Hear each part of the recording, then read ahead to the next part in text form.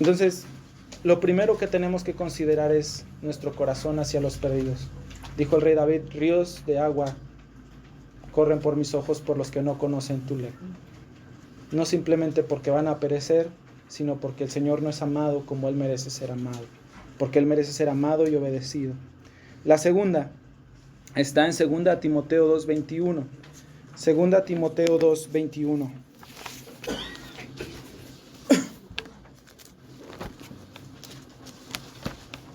Si alguien lo encuentra antes que yo, me dice, o lo lee, lo que quiera. 2 Timoteo 2:21, ¿ya lo encontraron? Dice que si alguno, ¿qué?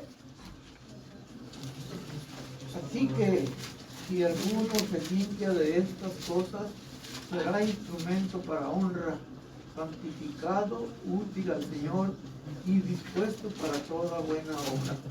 Entonces lo segundo que hay que ver es nuestra santidad personal. ¿Te fijas? Dice el Señor, si alguno se limpia de estas cosas, será, ¿qué cosa? ¿Un vaso qué? Un instrumento para honra, santificado, útil. Útil al Señor. Útil al Señor. Hermanos, nosotros debemos de crecer en nuestra santidad personal, ciertamente. ¿Y saben cómo se hace eso? Leyendo y orando la Biblia, eso es. Tal vez tú podrías haber pensado una respuesta más compleja, pero la verdad es que no. Dios nos ha dado medios esenciales de gracia para vivir. Y lo único que cambia el corazón es la palabra de Dios. ¿Recuerdas lo que dijo el rey David? En mi corazón he guardado tus dichos, ¿para qué? Para no pecar contra ti. O sea que si no guardo en mi corazón tus dichos, ¿qué voy a hacer? Pecar contra ti. Hermanos, necesitamos crecer en santidad personal. Y te lo digo por esto, mira, tenemos un problema grande en muchas iglesias. Tal vez en la tuya también. Tenemos un montón de gente que nunca lee la Biblia y nunca ora. Nunca lo hace. Y ponle las excusas que quieran, porque no tienen tiempo. Algunos ponen la excusa de que no tienen tiempo para leer y orar porque están haciendo la obra de Dios en otro lado. Y mira, no te estoy diciendo que leemos como algo académico para aprender. Estoy hablando de tu simple relación con Dios, de cómo tú creces en la palabra de Dios y dejas ser transformado por ella, y cómo lo escuchas y cómo tu corazón es cada vez siendo más sensible a lo que Dios dice para ti. Tenemos un montón de gente que nunca lee, nunca ora, nunca está cerca de Dios, nunca está. Y también tenemos, hermanos, muchas personas que saben mucho, pero no viven en santidad. Saben muchas cosas. Desde pequeños han sabido de la Biblia tal vez, pero ellos no viven en santidad. Y eso es un problema. Es un problema grande.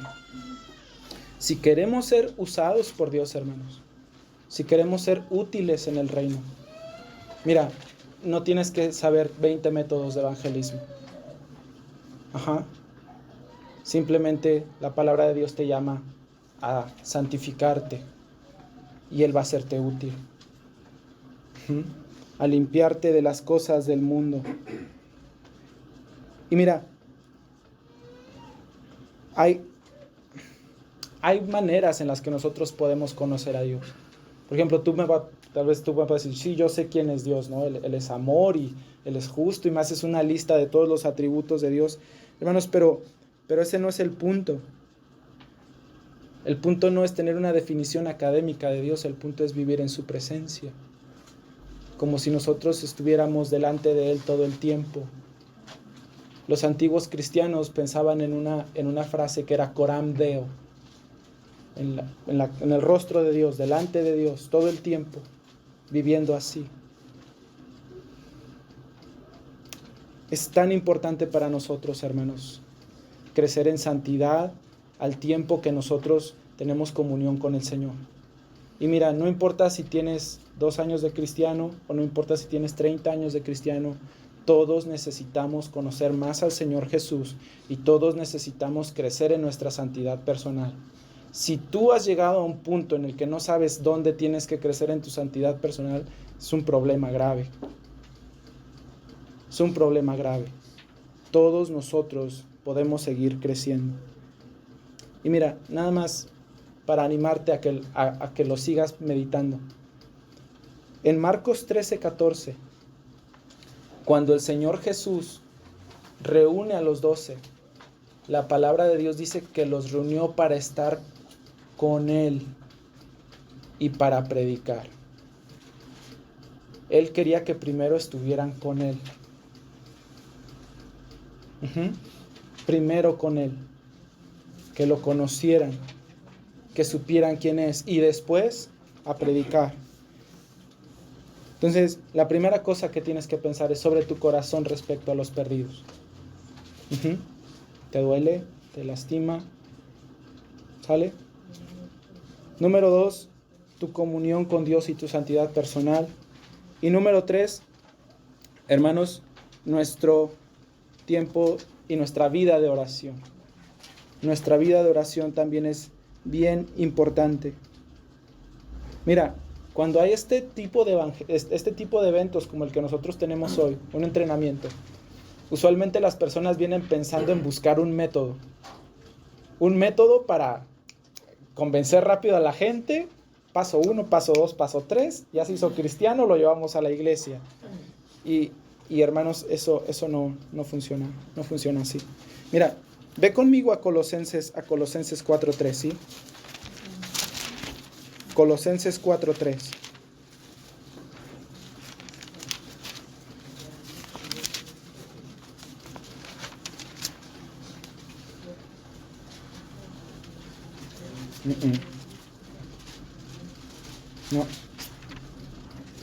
No, les mentí, hermanos. Es 2 Tesalonicenses 3:1. Perdónenme.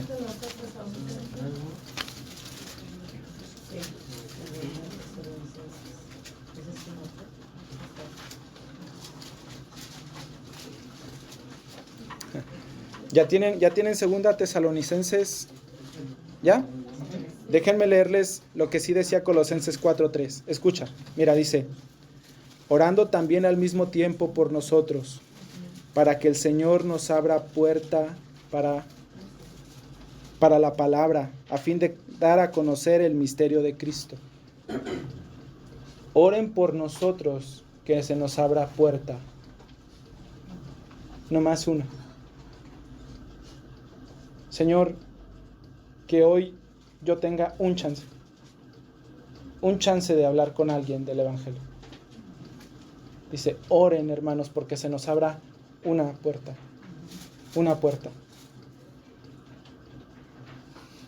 Mira, a veces oramos por tantas cosas. Que a veces no son tan trascendentes. Pero el apóstol Pablo, siendo él el apóstol Pablo, siendo una persona súper inteligente, súper capaz, que tenía muchos años de entrenamiento, que había sido misionero por muchos años, ¿qué dice? Oren por nosotros, que se nos abra una puerta. ¿Sí? Él no confiaba en su habilidad para exponer el Evangelio, él no confiaba en el método, él simplemente decía, hermanos, oren por nosotros, que Dios nos abra puerta, para que nosotros podamos hablar de Cristo, para que nosotros podemos dar a conocer el misterio de Cristo, dice ahí. Y en 2 Tesalonicenses 3:1, ¿qué dice?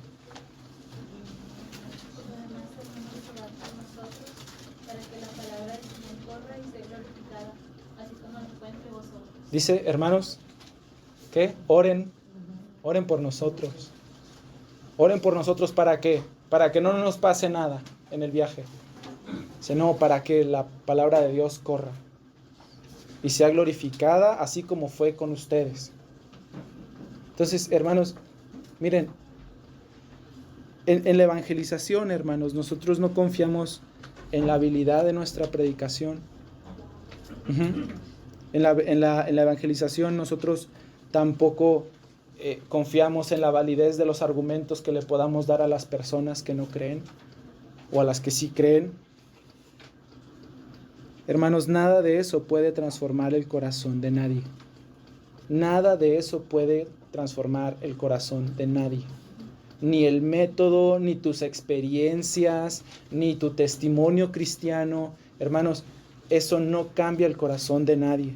Solamente la palabra de Dios cambia el corazón de alguien. Solamente la palabra de Dios cambia el corazón. Entonces, hermanos, debemos de depender de Dios y no de nuestras habilidades. No de lo que nosotros podamos pensar o decir. Spurgeon, hermanos, decía, prefiero enseñarle a un hombre cómo orar que a 10 cómo predicar. ¿Por qué? Porque él entendía cuán esencial es depender de Dios para la transformación del alma de la gente. Prefiero enseñarle a un orar que 10 a predicar. Así que si tú esta tarde te vas diciendo, necesito orar más por mis hijos, mira, yo soy feliz con eso. Solo Dios puede hacer lo que nosotros no podemos, hermanos. Mira, vamos a seguir con nuestras notas. Ahora sí, ya habiendo dicho estas 3 cosas, ya podemos hablar de la urgencia del mandamiento. ¿Qué significa urgente? Bueno, yo lo busqué en el diccionario de la Real Academia, la poderosísima Real Academia de la Lengua Española. ¿Y qué crees que decía? Urgente significa que urge. Y yo dije, pues sí. Qué bárbaros, qué listos son. Claro. Pero ya buscándole más, que urge es algo apremiante, algo inaplazable, algo impostergable. Ajá. Lo que es primero, pues. Ajá, lo que es primero. Me gustó que diga impostergable, apremiante, algo que no puedes guardar para después. Y saben que usualmente cuando hablamos del evangelismo pensamos en que las personas van a morir. Y eso está bien. Deberíamos de predicar porque nunca sabemos cuándo mueren las personas. Pero yo quiero compartirte 2 razones más por las que es urgente, ¿sale? Y yo creo que son más poderosas. Y esta es la primera. Porque es el Señor Jesús el que lo ha ordenado. Por eso. Tú has visto a los gerentes de las maquilas cómo están corre y corre cuando llega el jefe, ¿verdad que sí? ¿Por qué? Porque es el jefe. Y si el jefe dice quítame esto de aquí, en menos de 5 minutos ya hay alguien ahí quitándolo. ¿Cierto o no? Hermanos, mira, nuestra tarea no nos la dio el presidente. No nos la dio el alcalde de la ciudad. Nuestra tarea nos la ha dado el Señor de los señores, el Rey de los reyes. Nuestra tarea no es una opción, hermanos. Y de verdad que tenemos un problema porque hay un montón de cristianos que están felices y en paz sin predicar nunca. Nunca predican, nunca evangelizan, nunca comparten y ellos están bien. No les da nada en el corazón, no sienten convicción de pecado. Hermanos, nuestro mandamiento nos lo ha dado el Señor. No es una opción. ¿Cómo vamos a negarle algo? ¿Con qué cara le vamos a negar algo? Piensa en la creación del universo. Está Dios creando la luz, el sol, la luna, las estrellas, todo, y todo obedece a su voz perfectamente, ¿cierto? ¿Cómo una criatura como tú y como yo va a decirle que no? Cuando Él nos pide hablar del evangelio con nuestro vecino. Y deja tú, no el que está a 3 cuadras, el que está ahí cruzando la calle. ¿Cómo vamos a hacerlo? Y la segunda razón. Hermanos, el evangelio es urgente por la importancia del mensaje. Porque no es cualquier mensaje. porque no le estamos contando un cuento a nadie, no es una fábula. El Evangelio es la noticia más necesaria para nuestro mundo que agoniza, hermanos. Nuestro mundo se está pudriendo. Nuestro mundo está tan confundido que las personas no saben ni siquiera a qué baño entrar. Necesitamos escuchar el Evangelio, hermanos. Necesitamos hacerlo. ¿Y saben qué, hermanos? Es importante saber el Evangelio antes de predicarlo. Pero todavía es más importante disfrutar y atesorar el Evangelio. Porque mira, si alguien te dice con una cara así como la que yo me cargo ahorita, mira, este restaurante está bien rico. ¿Conocen a Drupi, el perrito blanco? ¿Sí? Si alguien te dice, uy, este restaurante está magnífico, con la cara de Drupi, ¿tú qué piensas? No, difícil creerme. Pero hermanos, cuando nosotros disfrutamos el Evangelio y cuando nosotros comprendemos cuán profundo y cuán ancho es el amor de Dios para con nosotros, como cantamos hace ratito, cuando nosotros de verdad entendemos el Evangelio, entonces nosotros lo podemos hacer de mejor manera, demostrando que de verdad es un mensaje importante y no cualquier mensaje.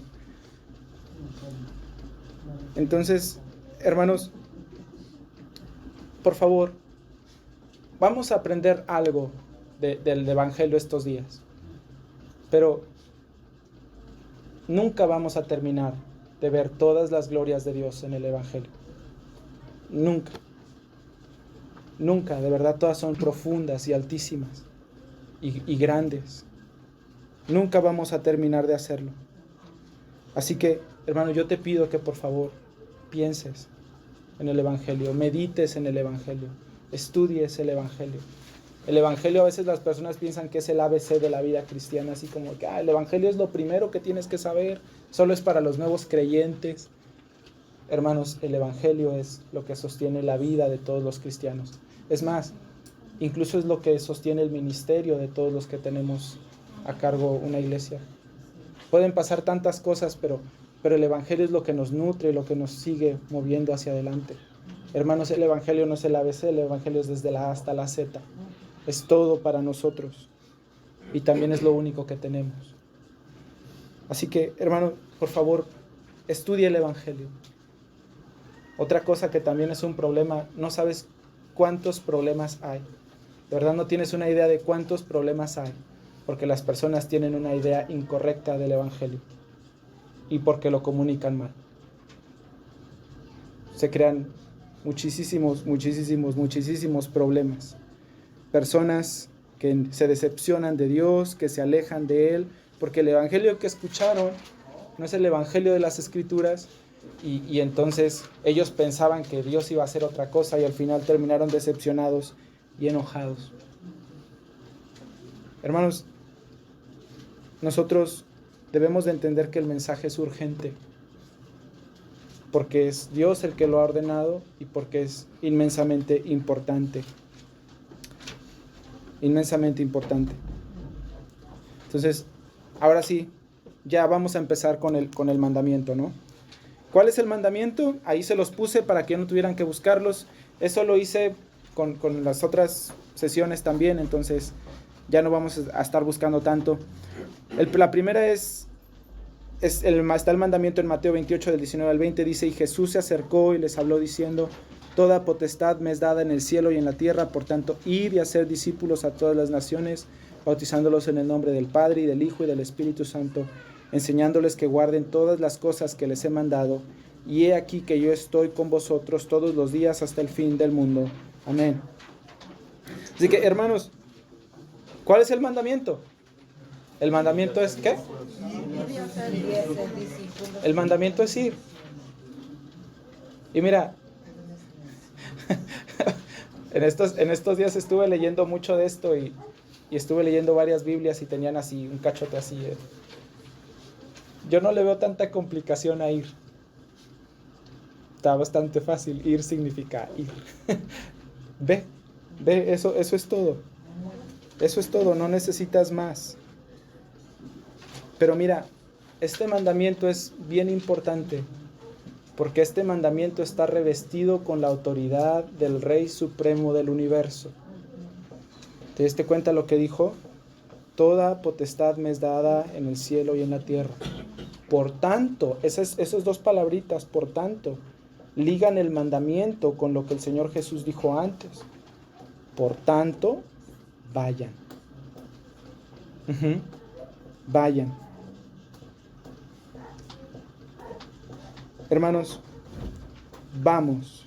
Ese es el mandamiento. No está complejo. A veces nos da miedito, ¿sí? A veces pensamos que no sabemos. ¿Deberíamos de practicar más nuestro evangelismo? Sí, sin duda, todos. Pero vamos. ¿Y sabes cuál es uno de los grandes consuelos en este ir? Que no es como que Jesús me dice, mira, vete allá tú solo y a ver cómo le haces. Mira lo que dice al final del versículo 20. Y yo estoy con vosotros todos los días. Ve, yo voy a estar contigo. Y hermanos, eso es una bendición para tipos como yo. Personas que no son tan inteligentes, ni tan sabias, ni tan elocuentes. Personas que no saben todo de la Biblia, personas que necesitan seguir aprendiendo. Qué bendición es saber que Dios va a ir conmigo. Y cuánto aliento produce en mí saber que no voy a estar solo. Él va conmigo. Con mayor razón voy. Con mayor razón voy. Así que el mandamiento es ir a todas las naciones. A todas las naciones, hermanos, tenemos una responsabilidad con el mundo. Tenemos una responsabilidad con el mundo. Y mira, a veces me frustro perdónenme, yo sé que todos ustedes son un pan dulce, que ustedes casi nunca se enojan, pero yo sí. Y a veces me enojo mucho con ciertos cristianos cuando un joven llega a decir, mira, vamos a hacer esto, vamos a compartir el evangelio allá, o vamos a hacer esto acá. Y le dicen, ¿para qué? Hazlo aquí. Mi pregunta sería, ¿por qué no? ¿Por qué no? ¿No tenemos ese mandamiento todos? De ir a todas las naciones. Lo tenemos, ¿no? Mira, tal vez tú no estés así como diciendo, bueno, tal vez yo no. Mira, el mandamiento no lo di yo. Si tú no estás de acuerdo con el mandamiento, entonces ve y quéjate con el dador del mandamiento, pero lo que no hagas, lo que nunca debes de hacer, por favor, no te atrevas a ahogar una pequeña llama de misiones si alguna vez aparece en tu iglesia o en la convención bautista o donde sea. No la apagues, no la dejes. No te interpongas en el corazón de un hermano que quiere ser obediente. Ahora, tú vas a decir, pero Carlos, a veces ni tenemos dinero, ni gente que vaya, ni cosas. No somos las personas más preparadas del mundo. Bueno, te pregunto, ¿de verdad crees que el Señor no puede hacerlo? No podría. Le faltarán recursos. Él te dijo, ve y yo voy a estar contigo. Él dijo, vayan a todas las naciones enseñándoles. Otro de los grandes problemas que tenemos con ese mandamiento, hermanos, es que tenemos muchas personas que no pueden discipular a otras porque ellos no son discípulos de nadie. Ellos no viven a los pies de Jesús aprendiendo y siguiéndolo. Ellos no pueden enseñarle a una persona que es mentirosa cómo ser honesta porque tal vez ellos nunca lo han practicado en su vida. Tenemos personas que saben mucho, pero que viven poco.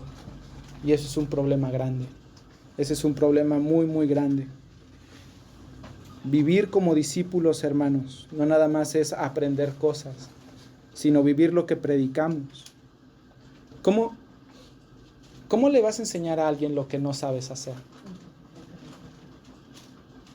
En estos días estaba Job diciéndome, papá, tú vas a hacer esto. Y yo le dije, mira Job, para mandar a alguien tienes que aprender a obedecer primero.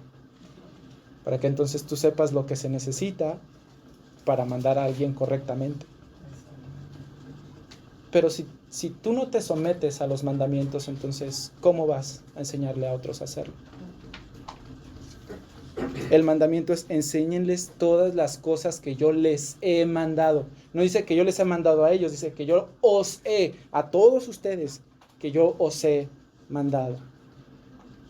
Vayan y enséñenles lo que yo les he mandado.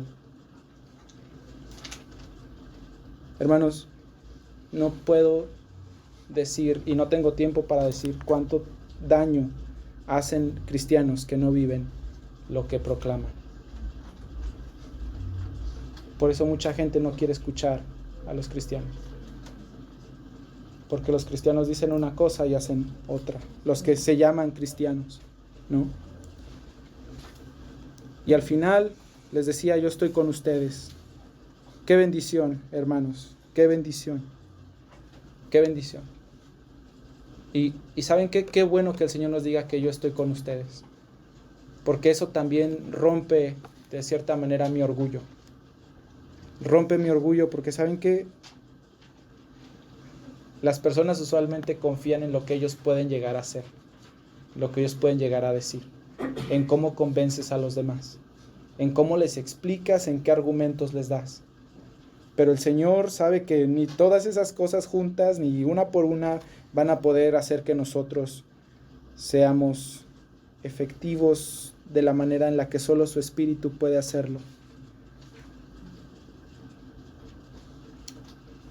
Hermanos, uno de los grandes problemas que tenemos no es que seamos débiles,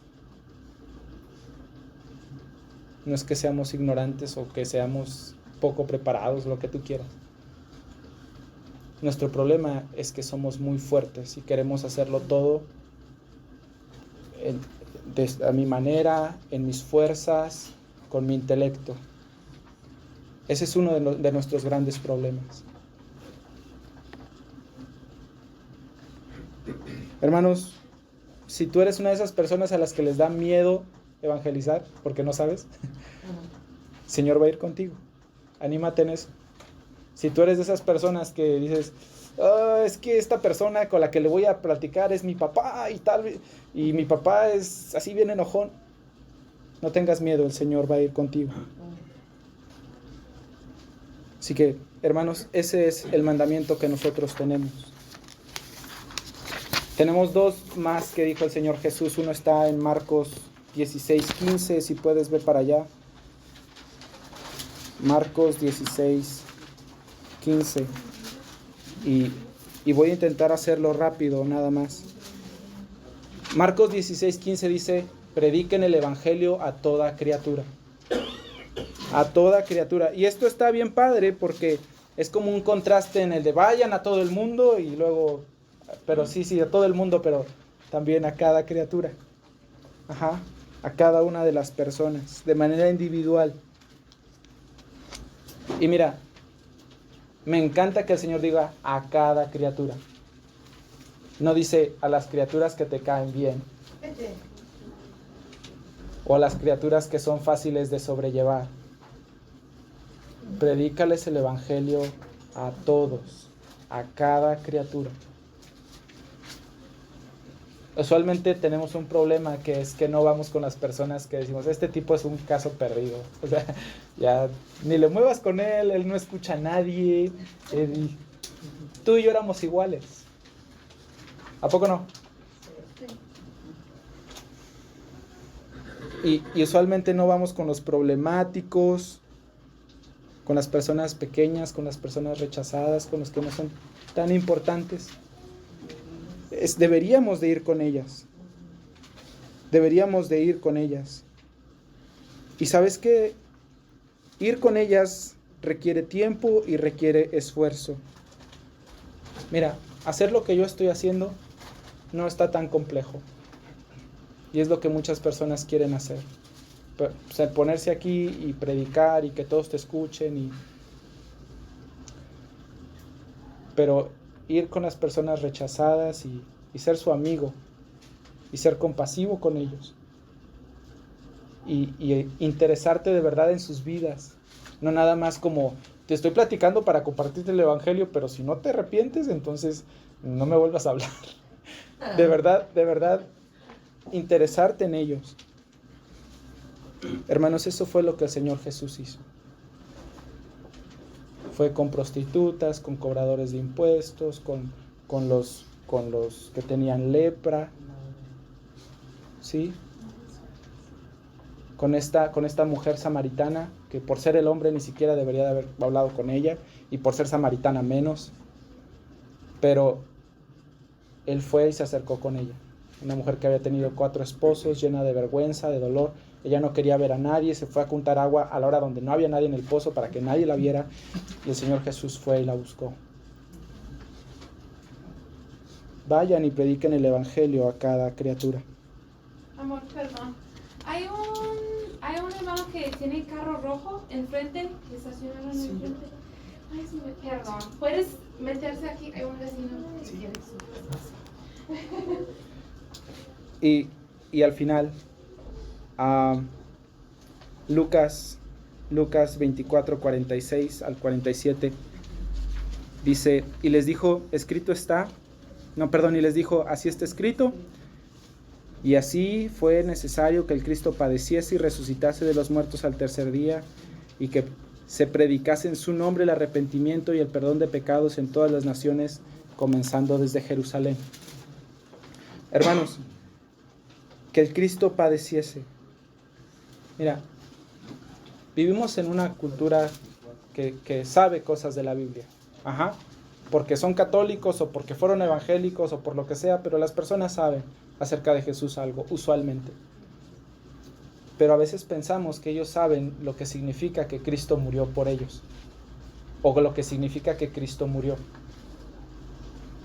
Y hermanos, te lo pregunto a ti, ¿tú sabes qué significa?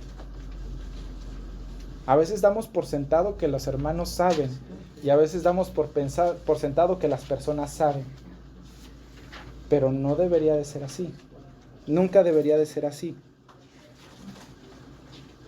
Hermanos, y ¿saben qué? A veces nosotros lo hacemos más abstracto en nuestros intentos de evangelismo, diciéndole a una persona, bueno, Dios te ama.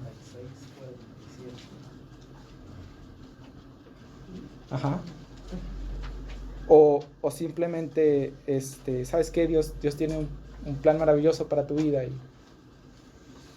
Ok, sí, pero ¿por qué? ¿Qué pasa si yo no lo quiero? Hermanos, que Cristo padeciese es algo que todos nosotros debemos de entender y algo que nosotros debemos de saber explicar a los demás. A veces no es que las personas no entiendan, es que yo no sé bien de lo que estoy hablando y por eso a veces confundo a otras personas. Necesitamos saber qué significa qué significa que Cristo padeciese por nosotros. Hermanos, decir frases apreciadas por otros como esta de Dios te ama o populares no es lo que debemos hacer. Nosotros debemos de orar y de aprender de primera mano el evangelio para que cuando nosotros lo compartamos, entonces nosotros compartamos algo que es verdadero, algo que podemos transmitir desde el corazón.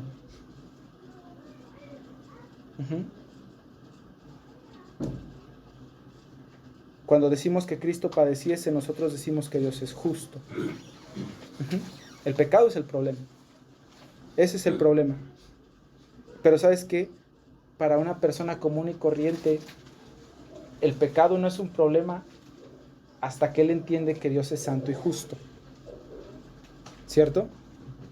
Entonces necesitamos aprender eso. ¿Qué es lo que significa que Cristo padeció? Y ¿sabes qué? También eso es algo interesante porque si Dios es justo no puede nada más perdonar a la gente. Si es justo tiene que castigar al culpable. Entonces, ¿cómo le hace Dios para justificar al pecador y permanecer siendo justo? La cruz, hermanos, para nosotros debe ser nuestra meditación constante y nuestro estudio constante. La cruz, el sufrimiento del Señor Jesús, hermanos, llegan, o más bien no llegan, son grises, hasta que Dios, por medio de su Espíritu, me hace entender mi maldad.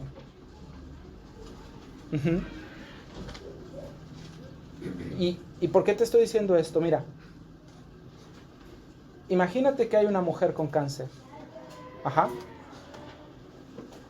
Pero ella no se siente mal. Entonces, ¿qué tiene que hacer el doctor? Decirle, vayas a su casa, señora, y ¿sí? Viva su vida feliz.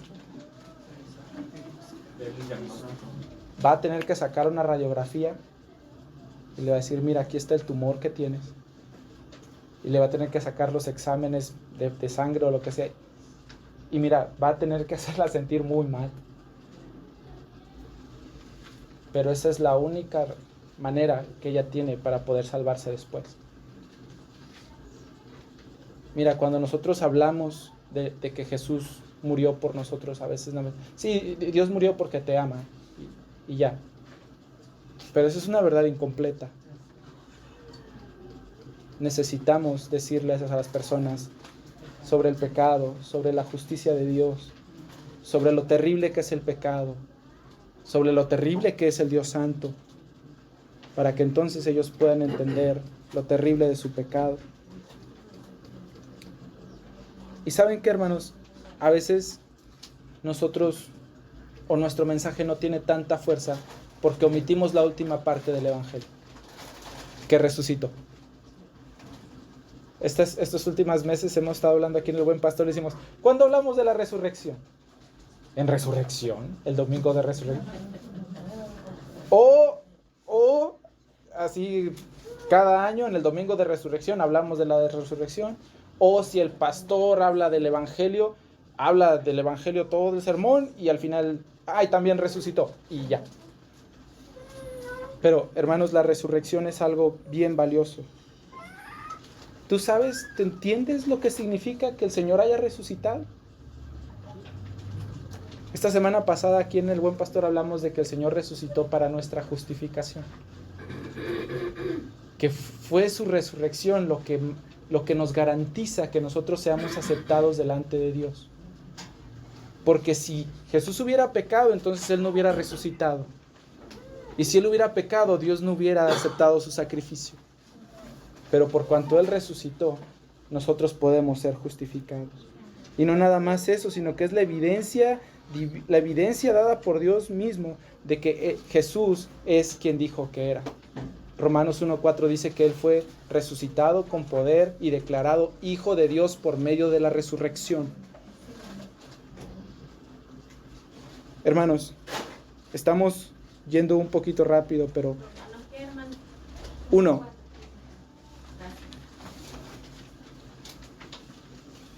Al final dice Lucas 47, y que se predicase en su nombre el arrepentimiento. Mira, no te dice, y que llames a las personas a levantar la mano, ¿no? O que repitan una oración, o que tomen una decisión. Dios llama a la gente a arrepentirse. Vamos a hablar de eso más adelante. Pero, hermanos, nosotros debemos llamar a las personas a arrepentirse. No como un juez malvado que está ahí condenando a otros, sino como un pecador diciéndole a otro pecador lo que puede pasar si él permanece en la necedad de su pecado. Paul Washer dice que deberíamos de hacerlo como si fuera un hombre, tú el predicador, el que presenta el evangelio, como un hombre muriendo, diciéndole a otro hombre muriendo. Es decir, hacer un ruego para nosotros. Y ¿saben qué, hermanos? Hay muchos métodos ahorita que se enfocan más en que el evangelio suene fácil, en que el evangelio suene lo más atractivo posible para la persona, de modo que él no lo rechace. No, mira, Dios va a bendecirte mucho, Él puede darte muchas cosas, Él va a arreglar tu matrimonio. ¿Tienes problemas financieros? Dios también arregla esos. Pero la palabra de Dios dice que se debe de predicar en su nombre el arrepentimiento y el perdón de pecados.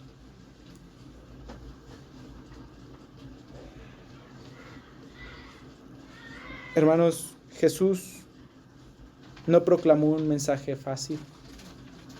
Si tú lees a Jesús, usualmente pareciera que Él no quiere que las personas lo sigan.